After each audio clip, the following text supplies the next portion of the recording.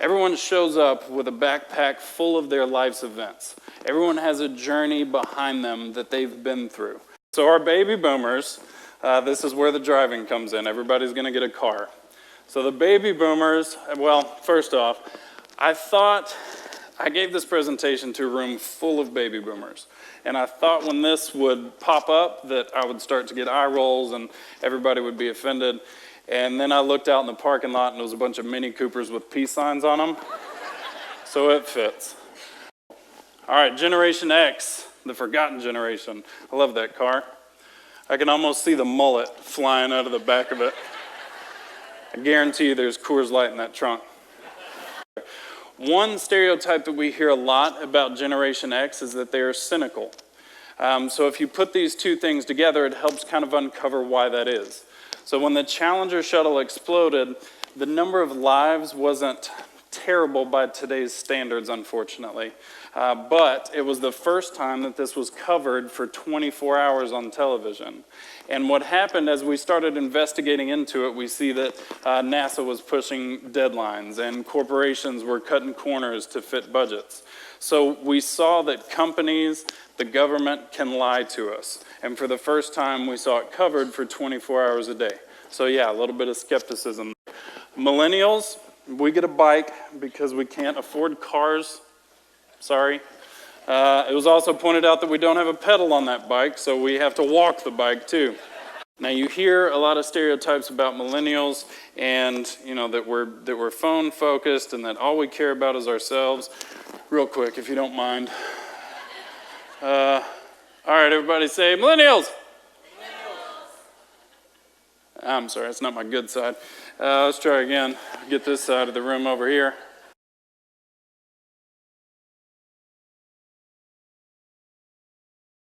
Last, Generation Z, Generation Edge, called edgy for two different reasons. Number one, they have way too much entertainment at their fingertips.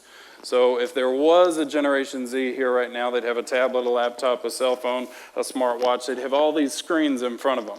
And it's too much information. It's information overload. We talked about the way our brains process information. We are pattern recognition machines. We're also risk averse. So if we see danger, we avoid it whenever we can. And what we do is we build up these kind of invisible walls in our psyche so that we keep danger away from us. And we're a little scared of the upcoming generations. If there was a 20-year-old that knew everything that I know now, that had all the technology at his fingertips, that could do everything that I do, that's a scary thought. He could probably be a little more successful than I can. So I put up this barrier, and I start to create a negative stereotype around him. What makes headlines? Negativity. We give more credence to negative thoughts, negative things, negative stories. So that's what makes headlines. That's why your 1 hour news is 58 minutes of death, famine, poverty, war, injustice, and then the last 2 minutes, a cat saves a blind kid from a building. All right? And you don't even watch that part because you're waiting for This Is Us to come on. Okay?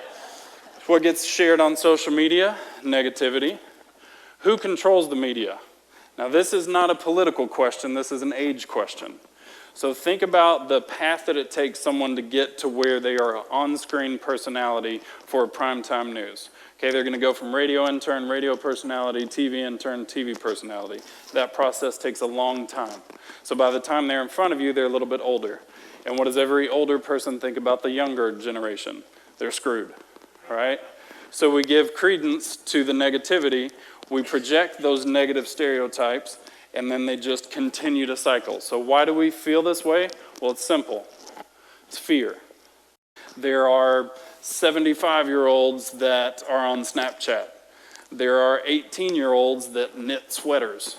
So there's exceptions to every rule, and everyone can have this conversation, this communication with each other.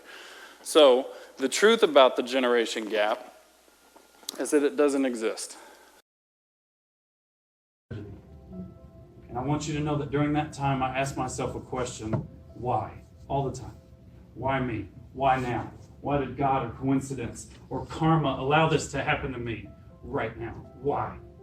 But I came to realize, and I want you to realize too, that why is the wrong question. Ask it enough and you get to the same thing every time. And the answer is, I don't know. The question you want to ask is how? How do I get through this? How do I get over this? How do I take this pain or this pleasure? How do I take this sorrow or this sadness and use it to make my life and the lives of those around me better? Now open your eyes. This is my rubber band ball. This is me. Everything I've ever cared about. It's all the memory I've ever had. Now, if you're asking yourself why, you have to stop. You are the culmination of your actions, your thoughts, your choices, your memories, your dreams, your goals, and you only have one life to live. You only have one heart, you only have one soul, and you carry it with you forever. The question is, how are you going to use it?